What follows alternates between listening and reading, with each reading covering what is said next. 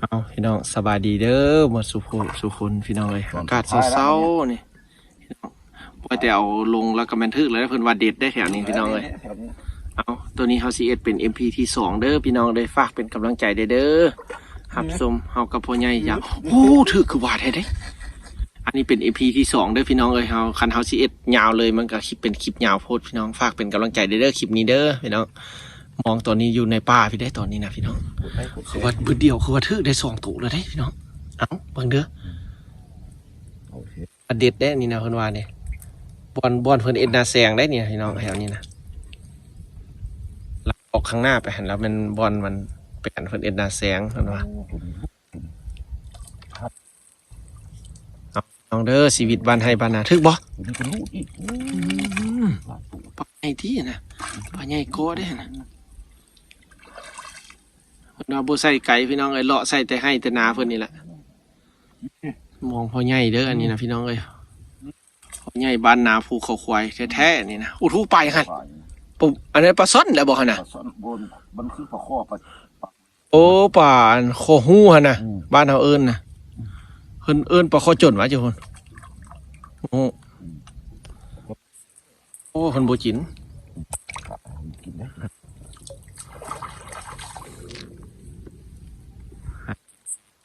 นะ MP ที่2พี่น้องเลย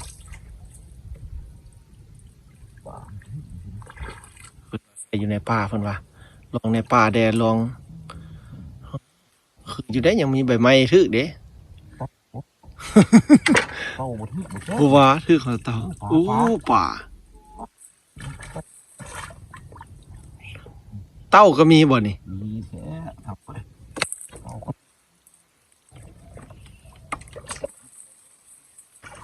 เลยพี่น้องเลยเพิ่นเอ็ดสอบ3-4กินให้ได้เพิ่นรู้โฆษณาเมื่อคืนนี้นะพี่น้องเลยพยายามมองว่าซั่นเด้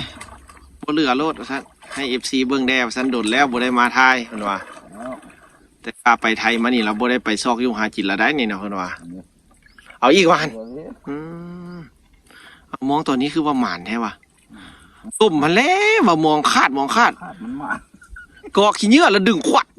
เลยตาโอ้มีปดมีอย่างไหนดึงหยะเลยใจฮ้อนน่ะเพิ่นละคอยเฮ็ดรักษามัน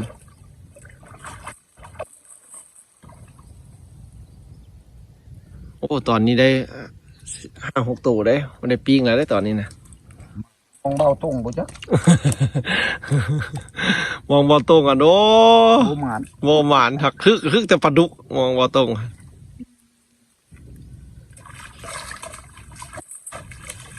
ตรงบ่มาเลยไปยังอีไก่บ่หันสิเบิดละหันตึกว่าหันทูป่าอย่างหันปากอันนี้โอ้โหปากโอ้ได้ปิ้งแท้ตำมักทั่วเศร้าปิ้งป่าตำมักทั่วแล้วก็ไปซอกเฮ็ดเวียกเฮ็ดงาน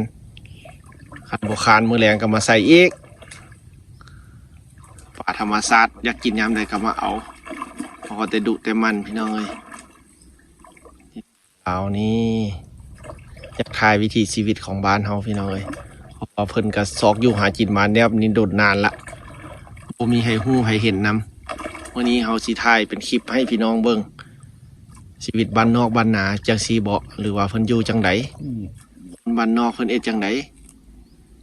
อยู่หากินนอกจากเฮ็ดไร่เฮ็ดนาแล้วกันยังมีการซอกอยู่หากินแบบนี้เพื่อเลี้ยงครอบครัวพี่น้องเอ้ยบางเทื่อก็เฮ็ดสวนเนาะแม่นบ่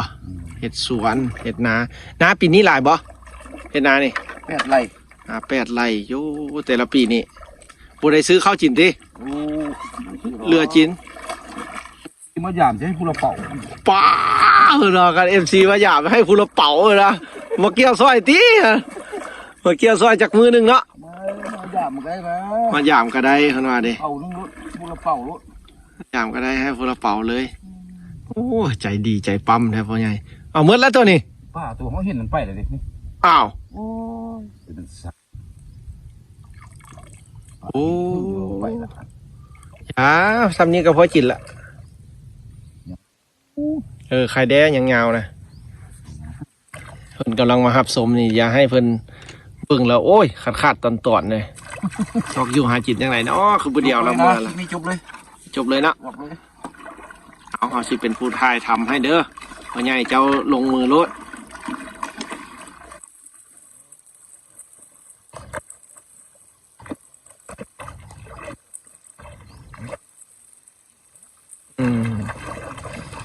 วิถีชีวิตคนลาวพี่น้องเลยชีวิตบ้านนอกบ้านนาบ่ได้เห็นละเจ้าบ่ได้เห็นรถรถไฟใต้ดินนำคือเฮาแล้วเจ้านะ มันบ่ได้ไปเนาะ รถไฟใต้ดินแล้วก็จะรถไฟ2-3สั้นหัวนะเข้าในเมืองอยู่ไปเห็นจนตาค้างเขาก็จนว่าโอ้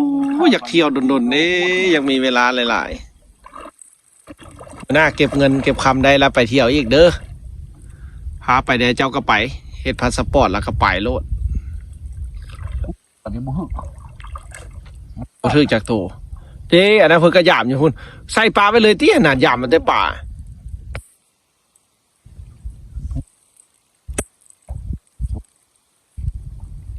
เจอโบนั่นแล้วกู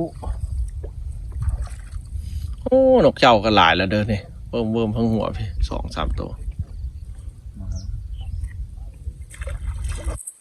ตกหนูดิ นกหนูปูปลาตามฤดูกาลพี่น้องเลยฤดูนี้ป่าแซบเด้อนี่นะเพราะผู้ใดเห็ดเวียกอยู่ในเวียงกะอยากกินป่ากันมีแต่ไปตลาด คนอยู่บ้านนอกกะบ่มีหยังแต่ดุแต่มันจับมองใส่เหือแล้วก็มาโลด บ่มีอะไรบ้านของเพิ่นสิล่ะ อยู่จังสีกระม่วนได้เพิ่นบางคนเพิ่นมักขนาดใดเพิ่นว่าเพิ่นมาเม่นหั่น แล้วทำนี้แล้วก็ หลายคนเพิ่นอยู่กรุงเทพเพิ่นมาขนาดหากินแบบนี้สบายใจ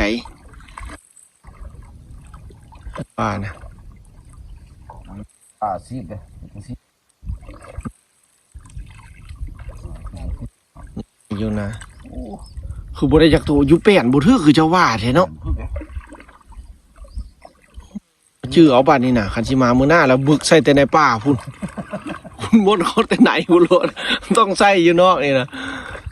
พ่อใหญ่เอ้ย มันก็ควรฮึกเลยป่า ก็แม่นนั่นแหละมันก็เป็นแลวน้ำบักคักๆนี่นะนี่ มองบักคักอีกเลย แลวน้ำตัดบักคักๆจังไดมานบ่อยู่พุ่นน่ะได้ฮอดต้มอยู่หวะพอต้มอยู่ต้มน่ะเดี๋ยวเบิ่งพ่อใหญ่เพิ่นเอ็ดนี่น่ะ โอ้มึงถอนเสียแล้วนะ บ่ได้จักต่อเนี่ยคือบ่ถือใส่ตัดปานนี้บ่คัก